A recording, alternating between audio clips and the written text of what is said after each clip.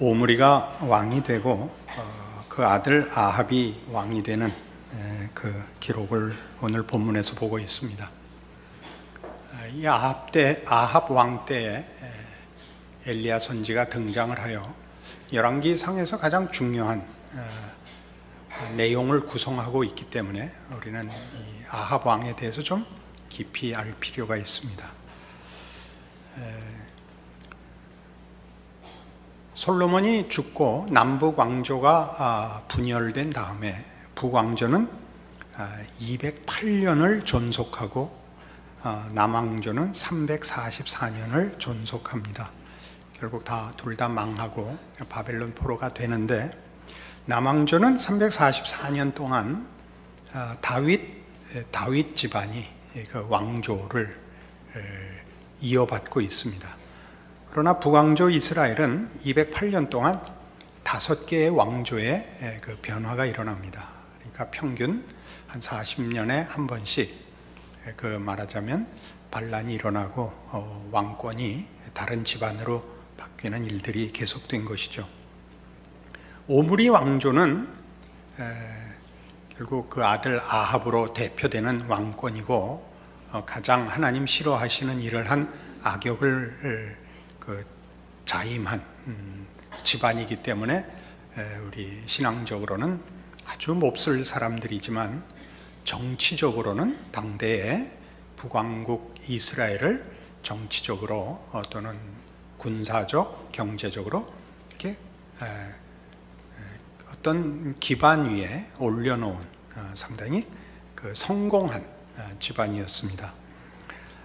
당시대의 최고의 위협은 북쪽에 있었던 앗수르였습니다. 그 앗수르를 대적하기 위하여 이 오므리는 그 두로라는 도시 국가와 공조 체제를 가지게 됩니다. 두로는 지금 그 팔레스타인 북쪽의 지중해 연안에 있는 도시였는데, 시돈과 함께 당시 도시 국가로 굉장히 강성한 나라였습니다.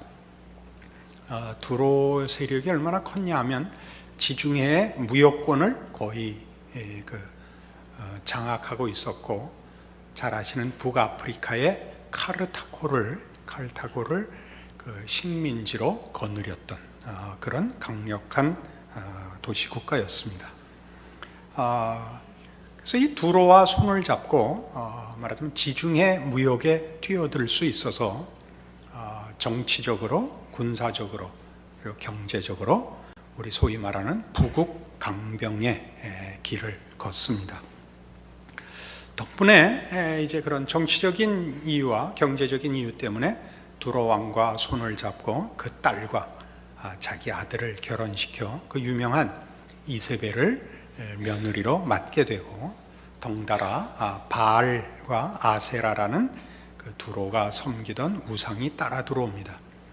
물론 북왕조 이스라엘은 이제 여로보암으로부터 시작해서 하나님을 섬기지 않고 우상을 섬기던 나라였지만, 이때 와서 극에 달하는 아주 우상 숭배의 절정기를 이루게 됩니다. 우리가 오늘 생각하려는 건 바로 이 문제입니다. 왜 북왕조 이스라엘은 우상 숭배로 갔을까 이거죠. 왜 저들은 우상 숭배로 갔을까? 이상하지 않아요? 같은 그 이스라엘 지파인데 다 모세를 지도자로 한 구원과 기적과 약속의 땅에 들어왔고, 다윗의 통치와 솔로몬의 통치를 함께 경험한 사람들인데, 그들은 왜 이 우상의 길로 갔을까? 이것이 우리에게 매우 궁금합니다. 우리는 이 문제를 사실은 이렇게 간단하게 생각할 수가 없습니다. 간단하게 생각한다는 것은 하나님 섬기지 않냐고 배반하면 벌 받는다, 하나님을 섬기면 복 받는다, 너무 간단한 것이다, 이렇게 제가 얘기하는 겁니다. 그건 진리입니다. 그걸 대신할 수 있는 무슨 차선책도 없습니다. 그러나 하나님을 섬기면 복 받고 하나님을 배반하면 벌 받는 이 간단한 것이 왜 지켜지지 않았을까 이거죠. 왜 지켜지지 않았을까?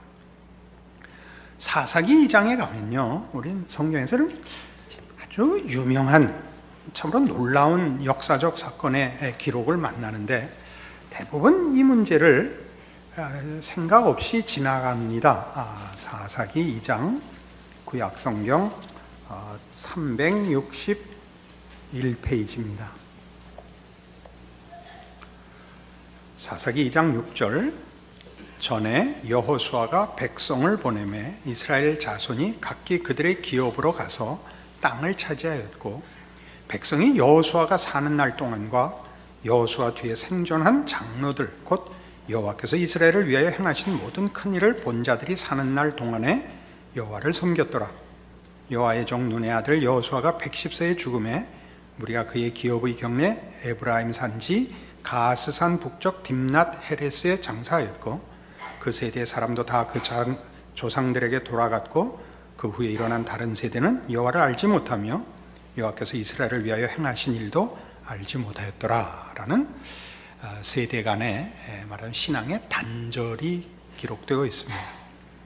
사사기는 아시는 대로 이스라엘 백성들이 극심하게 그 신앙적으로 혼란기를 겪고 실패하여 하나님 앞에 정말 죽을 만큼 매를 맞은 기록입니다. 이 사사기 내내 옆에 나라들의 공격과 그 억압 속에 살게 되고 하나님 앞에 부르짖어서 구원함을 얻고 또 다시 배교하고 또 매맞고 또 부르짖고 구원함을 얻고가 반복되는 기사로 점철되어 있습니다.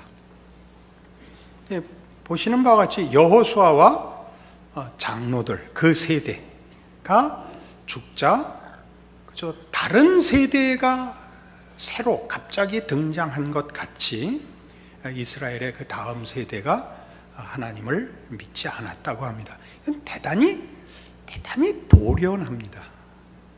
그렇지 않습니까? 그래도 이게 차츰차츰 식어가거나 차츰차츰 저하되는 과정이 있는 법인데 무슨 일이든지 어떻게 하루아침에 여호수아와 그 세대가 죽자 다음 세대는 기다리고 있었던 것 같이 그렇게 뚝 잘라서 하나님을 안 믿기로 작정한 세대가 출현했느냐 하는 문제에 대하여 전통적으로 많이 이해됐던 설명은 교육의 부재를 꼽았습니다. 기성세대가 다음 세대에게 신앙 전수에 실패했다 이렇게 생각했습니다. 그러나 실패도 이렇게 홀딱이라는 말이 참 이럴 수는 없는 것입니다. 100명을 가르쳐서 60명은 성공했는데 실패해서 6명밖에 안 됐다는 있어도 100명이 모두가 고개를 돌렸다는 것은 거기에 중요한 무슨 일이 있었다, 이유가 있었다 이렇게 우리로 하여금 생각하게 합니다. 그게 무엇이냐 말이죠. 이제 이게 참 중요한 문제가 되는데 신명기 6장에 가시면 교육의 부재였다라는 것은 그렇게 설득력이 없다는 성경의 그 내용이 하나 나옵니다. 271페이지 신명기 6장 4절 그 유명한 말씀인데 이스라엘아 들으라 우리 하나님 여호와는 오직 유일한 여호와이시니 너는 마음을 다하고 뜻을 다하고 힘을 다하여 내 하나님 여호와를 사랑하라. 오늘 내가 네게 명하는 이 말씀을 너는 마음에 새기고 네 자녀에게 부지런히 가르치며 집에 앉았을 때든지 길을 갈 때든지 누워 있을 때든지 일어날 때든지 이 말씀을 강론할 것이며 너는 또 그것을 네 손목에 매어 기호를 삼으며 네 미간에 붙여 표로 삼고 또 네 집 문설주와 바깥문에 기록할지니라. 그러니까 이스라엘 민족은 아직까지도 이거 합니다. 율법을 교육시키는 이 문제는 최고의 책임으로 알고 있어서 이스라엘이 이제 로마에 의하여 완전히 파괴되고 이제 흩어져 전 세계의 나그네가 된 지난 2000년의 세월 동안에도 신약 시대에도 저들이 모인 곳에서 저들이 사는 곳에서 이 교육은 계속되어 왔었습니다. 그러니까 이 교육이 끊긴 것이 아니라 이 교육의 어딘가가 고장이 났다, 이렇게 생각을 해야 된다, 그것입니다. 뭐가 고장이 났을까요? 우리가 이 문제를 이해하는데 아주 좋은 경험을 갖고 있습니다. 우리 시대와 우리 다음 시대는 너무나 다릅니다. 그렇죠? 우리 시대라는 건 지금 저를 기준으로 하는 거니까 60세쯤부터를 기준으로 해서 윗세대입니다. 그리고 우리 다음 세대는 바로 밑은 아니겠죠. 50 아래쯤 혹은 더 한 40 아래쯤으로 합시다. 우리 자녀들 나이를 말합니다. 여기 얼마나 큰 골이 있느냐 하면 우리 기성세대가 당연시하는 것은 무엇이든지 우리 다음 세대는 무조건 듣지 않습니다. 그건 이유 여하를 불문하고, 우리가 빨간색이 좋다면 너무 빨갛다고 싫다 그러고, 우리가 파란색이 좋다면 무조건 파래서 싫다고 그럽니다. 그럼 우리가 우리 자녀에게 뭘 잘못했을까요? 그런 생각 해보신 적이 있습니까? 우리가 뭘 잘못했을까요? 그럼 다시 우리가 뭘 잘했을까요? 우리 잘한 거는 우리 기성세대가 몇 개 갖고 있습니다. 우린 너희 공부시켰다. 우린 너희 배 골치 않게 했다. 중요한 기성세대가 우리 자녀들에 대해서 가지는 큰 자부심이요 책임 완수로서 나열하는 가장 대표적인 두 가지입니다. 그죠? 네가 입고 있는 거, 네가 지금 다니는 무슨 여행, 또 네가 받은 교육, 우리는 안 입고 안 먹고 안 놀고 너희들에게 줬다, 이겁니다. 그러니까 여기엔 뭐가 있냐 하면 내가 희생해서 노력해서 이 결과를 너희들에게 주었다라는 등식이 있습니다. 우리 보통 하는 얘기로 하면 된다라는 등식이 있는데, 하면 된다는 인간의 영혼의 답이 되지를 않는다를 모든 영혼이 압니다. 이 갑작스러운 결론이라서 당황스러우실 텐데, 인간이 할 수 있는 것으로 인간에게 답이 되는 것은 없다는 것을 본성적으로 압니다. 즉 인간은 은혜가 필요하다는 걸 압니다.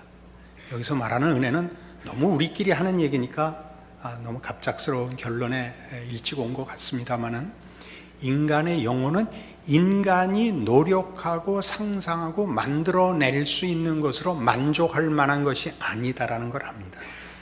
우리 부모가 우리 자녀들에게 배고프지 않게 하고 공부시켜서 우리 할 일을 다 했다고 자랑하는 것이, 그래서 마음껏 우리가 우리 자녀에게 큰 소리 칠 수 있는 것이 우리 자녀들에게 그 영혼의 답이 되지 않고 있는 것에 대한 우리 자녀들의 반발인 것입니다. 거기에 우리는 사실은 큰 소리 칠 자격이 없습니다. 우리가 살던 시대는 배고파 죽는 시대였기 때문에 병원에 가지 못해서 아이를 잃었던 시대이기 때문에 눈앞에 닥친 현실이었습니다. 그걸 해결하는 것이 다른 모든 분야에서도 그 목숨을 건 노력을 했고, 신앙에서도 그랬습니다. 그리하여 한국 사회와 한국 교회가 어쨌든 일종의 보상을 받은 듯한 결과에 이르렀습니다. 이것이 우리 기성세대로 하여금 우리 자녀들에게 큰 소리를 치고 저들을 강요하는 권위가 됐습니다. 우리 자녀들에게 큰 소리를 치고 강요를 한다는 것은 우리가 우리 자녀에게 요구하는 근거가 되는 것들이 우리 손에 있었던 것이라고 말하고 있는 셈입니다. 그러니까 우리 자녀들이 뭐라고 답하느냐 하면, 부모 여러분은 자신의 영혼의 만족을 자기 손으로 이루셨단 말입니까? 라고 묻고 있는 것입니다. 그걸 서로 이렇게 표현은 못하고 있죠. 그러나 느끼고 있습니다.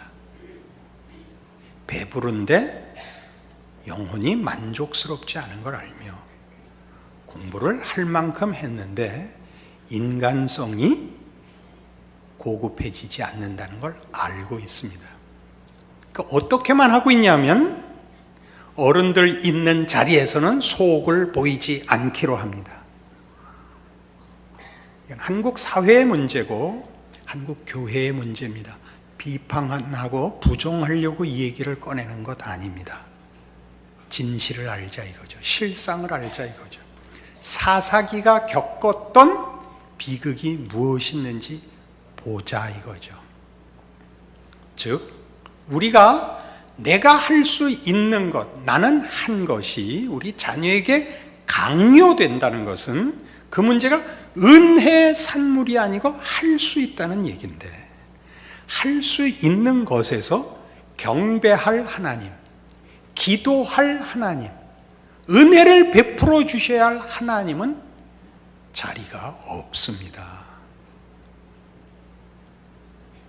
우리가 우리 자녀에게 큰 소리 치는 것이 우리도 모르게 우리가 말하는 모든 진리와 현실과 신앙 속에 하나님을 배제하고 있다는 것을 저들의 영혼이 하여튼 알고 있는 것입니다. 이런 아주 멋진 말이 있어서 제가 기록해 왔습니다. 정신세계에서 억압이 정신을 영구적으로 꺾지 못하면 거기 복수심 어린 자존심과 경멸이 고개를 쳐든다. 우리 자녀들이 우리에 대해서 그러고 있는 거 아십니까? 싸움 붙이려는 거 아닙니다. 부모와 자식 간의 싸움을 붙이자는 얘기가 아니라 우리의 자신감이, 우리의 확신이 무엇에 근거하고 있는가 보라는 겁니다. 제가 청년기에 보냈던 신앙의 과정에서 70년대에 한국교회는 막 부흥운동의 어떤 전조가 보였습니다. 가장 크게 이 일에 한국교회사에 큰 역할을 한 곳은 아마 CCC가 아닌가 싶습니다. 학생 전도운동 단체에서 구원을 전하기 시작했고, 구원의 감격과 구원의 확신이라는 한국 교회의 그 신앙적인 내용과 인도와 확인에 결정적인 도움을 줬습니다. 그러나 그걸 사용하는 이들이 늘 그걸 잘 사용한 것은 아닙니다. 저는 아직도 이 기억이 납니다. 제 후배들 중에도 그 열심 있는 그런 복음의 감격을 가지고 헌신하게 된 친구들이 있었는데, 멀쩡히 같이 교회 생활 쭉 했는데도 어느 날 낯선 사람을 대하듯이 정색을 하고, 형님 구원의 확신이 있으십니까? 그 말 뜻을 아시겠습니까?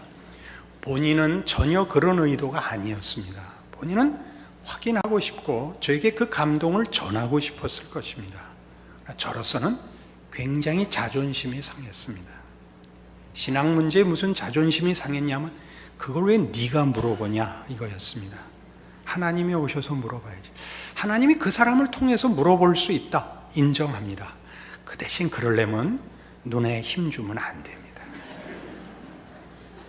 사람이란 인격적이고 정신적이고 영적인 존재입니다. 쉽게 다루려고 해서도 안 되고, 쉽게 자기가 믿는 것을 이렇게 바꿔도 안 됩니다. 즉, 우상은 뭐냐?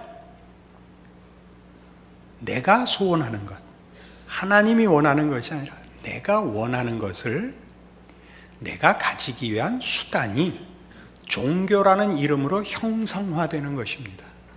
그러니까 우상은 인격이 없습니다. 우상은 내 소원을 이루어주는 수단입니다. 근데 그걸 어떤 기술과 규칙으로는 권위를 가지지 못하니까 종교화하는 것입니다. 신격화해서 그 형상화하죠. 내 뜻을 이루고 내 욕심을 채우기 위해서. 그러니까 우리 부모가 우리 자녀들에게 지금 해야 될 게 뭐냐면 우리가 은혜로 이 자리에 왔다는 걸 인정해야 됩니다.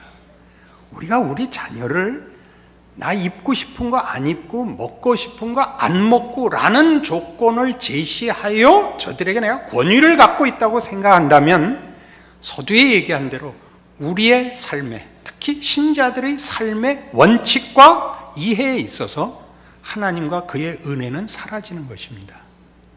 여기가 우리 자녀들의 반발을 당연히 산다는 것을 기억해야 됩니다. 우린 우리 자녀들을 하나님의 은혜 앞에 맡겨야 됩니다. 우리는 당연히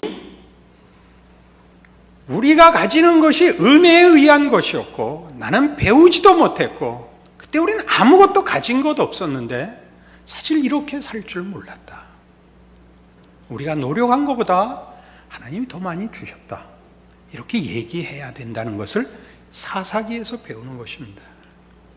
우리 자녀들이 앙심 먹고 우리 죽을 날만 기다렸다가 죽으면 이 교회 팔아갖고 나눠 가질 겁니다. 그것은 하나도 공갈도 아니고 무슨 우려도 아니고 무슨 말하자면 하다못해 비극도 아닙니다. 그것은 사실입니다. 우리 자녀를 위한 걱정으로서의 사실이기 이전에 우리 자신의 신앙에 대한 사실입니다. 우리의 신앙은 쉽게 우상화됩니다. 우상화된다는 것은 조금 전에 얘기한 대로 섬기고 무릎 꿇고 순종하고 기도하여 은혜를 구할 대상이 없어집니다. 그 방법론에 있어서 은혜라는 무한하신 하나님의 베푸심이 없어지고 법칙만이 남습니다. 다른 사람 인용하는 거 별로 좋아하지 않지만 이분 말을 하나 인용하겠습니다. C.S. 루이스라는 사람이 있는데 아주 뛰어난 문학가고 원래 예수를 믿다가 중간에 안 믿기로 했다가 나이 들어서 다시 믿어서 그 자신의 신앙의 그 변화로 인하여 신앙 문제에 대하여 참으로 귀한 깊은 그 증언을 남겼습니다. 그가 왜 무신론자로 중간에 갔었는지를 이렇게 얘기합니다. 나는 계시라는 그 폭압적인 정오의 빛에서, 계시라는 건 이제 말하는 기독교적 신앙의 권위의 복종에서 벗어나 고등한 사고라는 서늘한 저녁 빛 속으로 빠져들어갔다.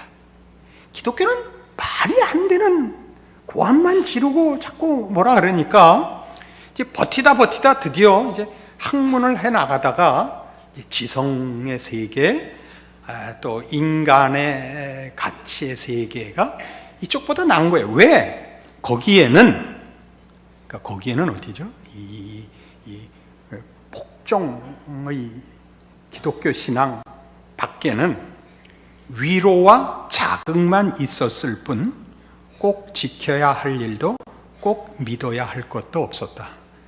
얼마나 좋았겠어요? 돌아올 수만 있다면 한번 나가보시는 것도 좋습니다. 하나님을 믿는다는 건 말이죠, 보통 얘기하는 식으로 얽어매는 것도 칼을 들이대는 것도 아닙니다. 하나님은 우리를 설득하십니다. 하나님은 우리를 항복시키시고, 우리 다음 주에 이제 조금 더 이쪽으로 나가겠습니다만은 우리의 삶에 꼭 명분과 형태에서 신앙적인 것으로 신앙이 자라는 것이 아니라 말하자면 혼돈, 갈등, 의심, 망설임, 게으름, 빈정됨, 반발, 거부 가지 속에서도 우리를 담아내십니다. 놀라운 하나님이십니다. 그래서 아까 본 신명기 6장에서 너희는 너희는 꼭 너희 자녀를 이렇게 교육해라 하는 이 말씀은 사실 매우 놀라운 것입니다. 우리 하나님 여호와는 오직 유일한 여호와시니 내 하나님의 말씀을 마음에 새기고 네 자녀에게 가르치라 라는 말은, 말하자면 소위 우리가 부정적으로 얘기하는 율법과 계명이라는 것은 도덕적 제한, 윤리적 강요가 아니라 하나님이 얼마나 고급한 분이시냐에 관한 것입니다. 우리가 믿는 하나님은 다만 힘만 가지고 그리스 신화에서 보는 바와 같이 성질 부리고 부도덕하고 변덕스러운 그런 신하고 다르다 이 얘기입니다. 우리 하나님은, 하나님에게 이렇게 표현하면 안 되죠. 인격적이라 그렇게 표현하면 안 되지만 우리가 이해하기 좋게 하나님은 인격적인 하나님이 돼 그 인격이 거룩하신 하나님이십니다. 그는 정의로우시고 선하시고 자비하시고 신실하신 분이십니다. 그 하나님이 그럴 뿐만 아니라 그 하나님이 우리에게 요구하는 것도 당신의 이 거룩하심으로 부르는 대상이지 우리 보고 쓸모 있으라든가 성공하라고 그러지 않는다는 것입니다. 이런 말을 이렇게 인상을 쓰고 해야 되는데 참 용서하십시오. 답답해서 그럽니다. 우리도 모르게 신앙이라는 이름으로 하나님을 좁히고, 당연히 우리의 신앙도 좁아져서, 이게 좁아지면 무슨 일이 생기느냐면 이 안에 있는 것과 밖에 있는 것을 구별하여 우상화한단 말입니다. 그것이 법칙이 되고 규칙이 되는데, 어떤 법칙과 규칙이 되냐 하면 내가 원하는 것을 얻는, 하나님이 꼼짝 못하는 방법이 됨으로써 하나님은 자유로우시고 주권을 가지신, 우리가 구하기 전에 우리의 필요를 아시는 하나님이 아니고, 우리를 사랑하사 우리를 위해 그 아들을 보내시는 하나님이 아니고, 정하신 규칙에 매여 있어서 우리가 그 규칙만 지키면 하나님도 꼼짝 못하는 하나님이 되게 만든다 말입니다. 그리고 괴로워하죠. 그 규칙을 지켜낼 수 없으니까 위선이 생기고 정죄만 하게 됩니다. 정죄만 한다는 의미 아시겠습니까? 틀린 사람 쫓아다니느라고 바쁘게 돼요. 왜요? 더 채울 것이 없으니까. 틀리느냐 맞느냐의 싸움밖에 없으니까. 자기를 넉넉하게 채우는 일을 할 더 넉넉한 것이 없으니까 시비 걸러 다니는 것이 기독교 신앙이 된다면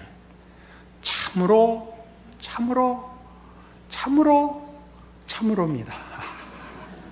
여러분 모두가 다 경험해 보시고 아직도 그렇게 살고 있을 기독교 신앙에 대한 빈약함입니다. 그러지 마십시오. 여러분 자신을 용서하십시오. 어떻게 해요? 하나님이 용서하시는 분인 줄 아십시오. 여러분 기가 막힌 죄를 지으셨습니까? 기가 막히게 여러분이 한심합니까? 괜찮습니다. 누가 지랄을 떱니까? 데려오세요. 교장실로 데려오세요. 내가 죽여버릴게요. 하나님은 넉넉하십니다. 여러분 자녀 볶지 마세요. 물론 성실히 살라 그래야 됩니다. 그건 큰 덕목입니다. 성실한 건 복입니다. 책임 있는 거 복입니다. 그러나 우린 뭐 다 지켰나요? 우리가 한 것으로 지금 우리가 누리고 있나요? 안 그렇습니다. 우린 그러지 못했습니다. 그러니까 자꾸 어디로 가느냐고요? 우리는 하나님을 무섭게 만들고 있습니다. 그리고 신앙을 생각하지 않기로 합니다. 신앙을 생각하지 않는다는 건 무슨 뜻이냐면 우리가 믿는 하나님과 우리의 믿는 믿음의 그 이해가 이 가장 원색적인 영역을 벗어나면 어떻게 해야 될지를 모르는 겁니다. 주일날 교회 가고 헌금하고 전도하고를 빼놓으면 그 다음에 그 다른 영역에 가면 어떻게 믿어야 될지, 어떻게 신자 노릇을 해야 될지, 신앙을 설명해야 될지를 모르게 되는 겁니다. 천박하고 폭력이 되죠. 폭력이 됩니다. 폭력이 돼요. 그 예수 믿느라는 말을 이렇게 험하게 해요. 죽일 것 같이. 얼마나 좋은 말인데. 예수 믿는다는 게 얼마나 기쁜 일인데 이렇게 인상들을 쓰고 주일날 오세요. 우리 다 여기에 저촉돼 있죠. 또 하나 제가 인용하죠. 마이클 호튼이라는 신학자의 이런 표현입니다. 기독교 신앙은 주장, 슬로건, 권력 경쟁에 수사하기 아니다. 핵심 신념의 기초를 뒷받침하는 지적 논의를 바탕으로 하는 대답과 인격과 삶으로 넘쳐나는 증언이 있어야 한다. 좋죠? 마지막 구절은 제가 만든 겁니다. 생각을 하면 모자라는 신앙을 붙들고 있기 위해 고함을 지르는, 성질을 부리는 신앙인이 되지 마십시오. 북왕조 이스라엘이 어디로 가고 있는가 보십시오. 저들이 신앙을 우리가 생각하듯이 신앙을 가졌다 안 가졌다, 하나님을 믿는다 안 믿는다가 아니라 하나님을 바꾸고 있는 겁니다. 뭘로 바꾸고 있죠? 수단으로 바꾸고 있자 하나님은 없어집니다. 내가 조종하고 조작할 수 있는 것으로 바뀝니다. 그럼 뭐가 되죠? 거기는 폭력만 남습니다. 폭력만 남습니다. 여러분의 신앙을 돌아보시고 여러분이 고백하시고 믿고 있노라고 자신하시는 여러분의 신앙에서 하나님 아버지가 정말 하나님 아버지인가? 이렇게 한번 여러분 스스로에게 물으셔서 하나님이 정말 하나님이고 하나님이 정말 여러분의 아버지가 되는 안심과 평안과 자유와 넉넉함이 있기를 바랍니다. 기도하십시다. 하나님 아버지 은혜를 감사합니다. 하나님은 하나님이시고 하나님은 우리 아버지시고 예수 안에서 모든 것을 주셨습니다. 우리는 마땅히 감사해야 합니다. 그것은 의례적인 것도 신앙적인 책임도 아니고 사실이고 현실이고 운명입니다. 그 넉넉함, 그 부요함, 우리 다시 한번 우리 신앙 고백 속에서 확인하는 오늘의 말씀이 되고 우리의 인생이 되게 하여 주시옵소서. 예수님 이름으로 기도합니다. 아멘.